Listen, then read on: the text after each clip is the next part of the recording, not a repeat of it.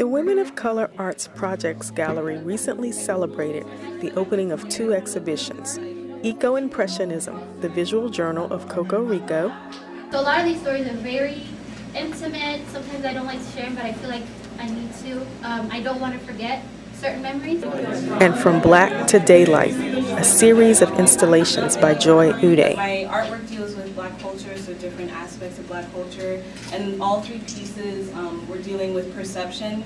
Coco Rico has experienced a lot of sadness in her past and finds that expressing her emotions through drawing is calming and provides a way for others to relate to her. Just kind of me trying to compare to them and show them, even though we're from a different background, we go through very similar things and we could get through it. She started out as someone who didn't know how to draw, but when asked if she feels this is her calling, something she could do forever. You know, I've never had that question, and it feels good to say yes, I can. Joy Ude's exhibits are based on her research of identity and perception of Black culture in society.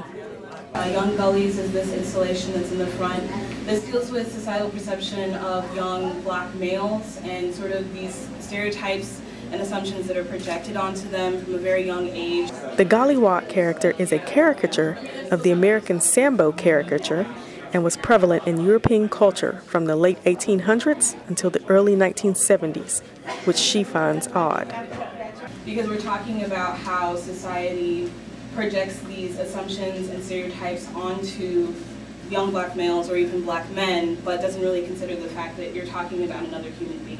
The other installation is based on the Clark doll study of the 1940s and addresses a diminished sense of self-worth. So they would give young Black school children, both in integrated and segregated schools, 2 dolls. One doll was white with yellow hair, one doll was brown with black hair. And then they said, you know, assign positive attributes or characteristics to whichever doll you feel deserves the characteristic.